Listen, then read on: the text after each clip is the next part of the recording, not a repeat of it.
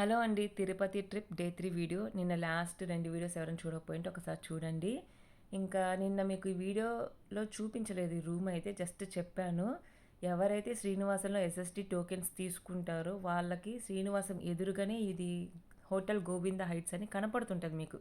ఆ బయట నుండి చాలా హైట్‌లో బిల్డింగ్ నేమ్ పైన కూడా ఉంటదనమాట. ఇక్కడైతే రూమ్ తీసుకున్నాం మేము. అసలు రూమ్ ఎందుకు తీసుకున్నామంటే టోకెన్స్ తీసుకోవడానికి 12:50కి క్యూ లైన్‌లోకెళ్తే ఉదయం 5:15కు బయటకొచ్చాము. నిద్ర లేదు, జాగారం చేశాము.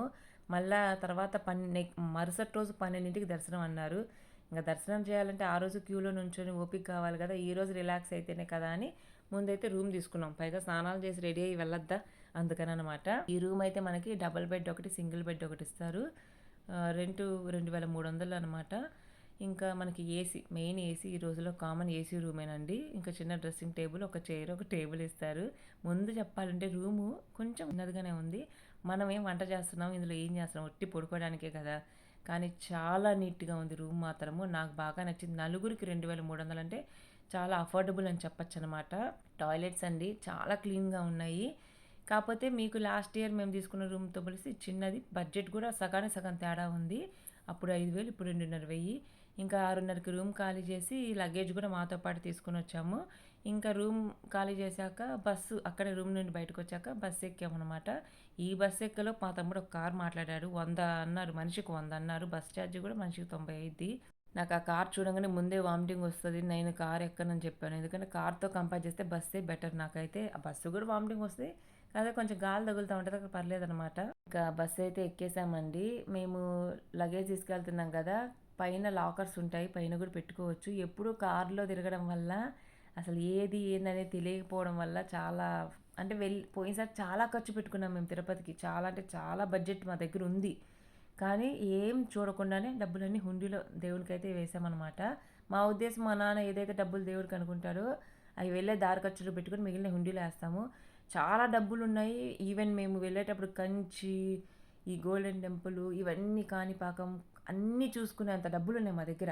కానీ మా ఒంట్లో ఓపిక లేదు. దానివల్ల ఇంకా చూసిన కాడికి చూసి ఏమి చూడలే. కాణిపాకం, తిరుపతి చూసి మిగతా డబ్బులు దేవుడికైతే ఇచ్చేసామనమాట. కానీ ఈసారి ఇంకా అవేం లేవు. జస్ట్ మన దగ్గర ఉన్న మనీతోనే రావడం. నేనే ఎప్పుడు ఫోర్స్ చేస్తూ ఉన్నాను కదా మా నాన్నని, ట్రైన్‌లో వెళ్దాం నాన్న, బస్సులో వెళ్దాం నాన్న అని. ఇన్నాళ్ళకి నా కల నెరవేరింది. ఎందుకంటే నాకు ఒక్కసారైనా అసలు ట్రైన్‌లో వెళ్ళాలని ఇష్టం. దేవస్థానాలకి కొంచెం బావుంటది ప్రశాంతంగా అనేసి. ఎప్పుడూ కూడా మేము ఖచ్చితంగా కాణిపాకం దర్శనం చేసుకున్నాకే తిరుపతి దర్శనం చేసుకుంటాము. కానీ ఈసారి అలా కుదరలేదు. ఎందుకంటే కొండ దిగే మొక్కుందనమాట.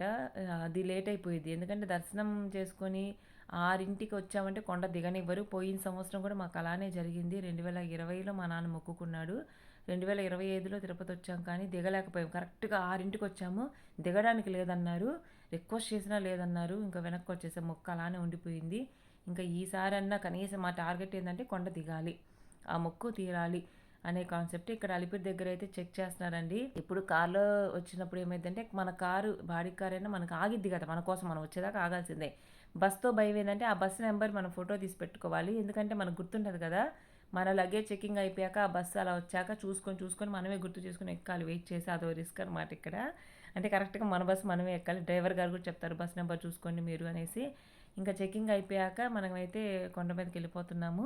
వచ్చిన సమస్య ఏందంటే బస్‌కి విండోస్ ఓపెన్ చేసి ఉంటాయి కాబట్టి పొరపాటున వామిటింగ్ వచ్చినా చేసేయొచ్చు. కార్ వాళ్ళకేందంటే విండోస్ క్లోజ్ చేసి ఏసీ ఎయ్యరనుకుంటా కొండెక్కేటప్పుడు. సో, కార్ ఎక్కడంటే అక్కడ ఆగాలంటే కొంచెం ఇబ్బంది అయిపోయిద్ది. ఇంక పైకైతే వచ్చేసాము. నేను కక్కేసాను ఆల్రెడీ గూడా ఒకసారి. ఏం లేకపోయినా పరకడుపున ఎళ్ళినా సరే కక్కేస్తా. కళ్ళలో నీళ్ళొచ్చాయి. ఎక్కడ పట్టినా బస్సులు, కార్స్ ఉంటాయి కాబట్టి సెగ ఒక రకమైన స్మెల్ వస్తదండి. ఆ స్మెల్‌కి నా వల్ల కాదింకా. పక్కన చెట్లుండి పక్కకి వెళ్ళిపోతాననమాట. ఇందాడ ఫేస్ ఇప్పుడు ఫేస్ చూసారా? కొంచెం ఇలా ఆ బస్సు దిగి నడిస్తే నాకు ఊపిరొస్తది మళ్ళా అనమాట. ఇంక మేమేం చేసామంటే ఆ బస్ స్టాండ్ నుండి గూడా లగేజ్ తీసుకొని ముందు లాకర్‌లో పెట్టేసాము. ఫ్రీ లాకర్సేనండి. లాకర్స్‌లో లగేజ్ పెట్టేసాక మేమేం చేసామంటే టిఫిన్ చేసామక్కడ. నేనైతే తినలేదు. హాఫ్ దోస తినేసాను. ఇలా ముగ్గురు తినేసారు. 10 బోండాలు లేవు. రూ. 50 తీసుకున్న టిఫిన్ మరీ దారుణం అనిపిచ్చింది. ఇంగా తర్వాత వరాహస్వామి దర్శనం చేసుకున్నామండి. ఇంతవరకు ఎప్పుడు వరాహస్వామి దర్శనం చేసుకోవాలనుకుని కుదరల. తిరుపతి ఎళ్ళామంటే మన ఓపిక మొత్తం ఏడుకొండల స్వామే మన శక్తిని మొత్తం తీసుకుంటారనమాట. ఎందుకంటే చాలా సార్లు మేము గమనించాము. తిరుపతి ఇప్పుడు ఇంకా ఏమైందంటే ఎస్ఎస్‌టీ టోకెన్స్‌కి ఒక రోజు, దర్శనానికి ఇంకో రోజు. ఒకవేళ నడక ప్రోగ్రామ్ ఉంటే అదొక రోజు. 3 రోజులు ఈ ప్రోగ్రామే పడితే మనం ఇంకేదే అవస్థలో తిరుగుతాం చెప్పండి. అందుకనే ఈసారి మేము కాణిపాకం ప్లాన్ ఆపుకొని ఇలా అనుకున్నామనమాట. కొండపై నుండి వరాహస్వామిని చూద్దాము. ఇవే కాదండి ఇంకా చాలా ఉన్నాయి చూడాల్సినయి. ఈసారి ట్రిప్‌లో అవన్నీ ప్లాన్ చేయాలి. ఒక్కసారి తిరుమల కొండ మీద ఏవైతే ఉన్నాయో అవన్నీ చూడాలనుకుంటున్నాము. ఇంకా వరాహస్వామిని దర్శించుకున్నాక మా క్యూ లైన్ ఏదైతే ఇచ్చారో అక్కడి దాకా వెళ్తున్నాము. చాలా దూరమైనా సరే నడిచెందుకెళ్తున్నామంటే కార్లు డ్రాప్ చేస్తాయి. కానీ ఏందంటే ఆ కారు ఇంక మనకు పడదు కాబట్టి చాలా నడిచెళ్ళిపోయాము. 11:00కైతే అక్కడికి రీచ్ అయ్యాము. 11 నుండి 11:30 దాకా ఇంకా ఈ లైన్‌లో వెళ్ళిపోయాము. 11:30 నుండి 12 దాకా అరగంట కంపార్ట్మెంట్స్‌లో ఉంచారు. ఫుడ్ టైం కాదు కాబట్టి అక్కడ ఏమి మనకు సాంబార్ రైస్ కూడా ఏమి పెట్టలేదు. ఇక్కడేందంటే ఈ లైన్‌లోనే లాస్ట్ ఇయర్ వచ్చినప్పుడు చాలా సేపు అంటే చాలా సేపు కూర్చున్నాము. చాలా సేపు. ఈసారి ఇక్కడ అసలు రద్దీనే లేదు ఎందుకనో గానీ. ఇంకా తర్వాత 12:30 నుండి కంప్లీట్ క్యూ లైన్‌లోనే. ఈసారి ఎక్కువ మెయిన్ క్యూ లైన్‌లో నుంచోబెట్టారు. 3, 3:30కి బయటకైతే వచ్చేసాము. ఇంక నేను ఉదయం నుండి క్యూ లైన్‌లో గానీ, ఎక్కడ మంచినీళ్ళు గానీ, ఫుడ్ గానీ ఏమీ తీసుకోలా. చాలా నీరసించిపోయానండి. పైకి బస్సులో రావడం వల్ల నాకు వామిటింగ్ సెన్సేషన్ అలానే ఉండి, వాటర్ కూడా తాగనండి. నోరు చేదుగా ఉంటది. ఫుడ్ కూడా తినను కనీసం. ఆ ప్రసాదం లడ్డు కూడా మా తమ్ముడికి ఇచ్చేసాను. మనకు బయటకొచ్చేటప్పుడు ఇస్తారు కదా! ఇంకా బయటకు రాంగానే నేను మా అమ్మ ఒళ్ళో పడుకుంటే, మా నాన్న లక్ అదే కౌంటర్ దగ్గరికెళ్ళి బ్యాగ్స్ తీసుకురావడానికెళ్ళారు. మా తమ్ముడు లడ్లు తీసుకురావడానికెళ్ళాడు. ఇంకా మా అమ్మ నేను కూర్చొని ఇక్కడ ఈ మామిడికాయ చూస్తే నాకు ఇంకా ఆకలేసింది. పుల్ల పుల్లంగా నోటికి రుచిగా ఉంటది కదా! తినాలని. ఇది తిన్నాక ఇంకా కొండ దిగి వెళ్ళాలి. నేను, మా నాన్న దిగి వెళ్తాము. మా అమ్మ, మా తమ్ముడైతే బస్సులో వస్తారండి. మా అమ్మకి నచ్చజెప్పాము. మా అమ్మ నేను కూడా వస్తానంది. లేదు మా నువ్వు వస్తే అర్ధరాత్రి అయిపోయిద్ది భయమేస్తది. దిగడం ఎవరు తక్కువ మంది ఉంటారు. మళ్ళీ ఇబ్బంది అయిపోద్ది అంటే మా అమ్మ ఒప్పుకుందనమాట. ఇంక మా నాన్న నేనైతే నడిచి వెళ్తాము. నెక్స్ట్ వీడియో కొండ దిగేది పెడతాము. వీడియోని లైక్ చేయండి, హైప్ చేయండి. Thank you.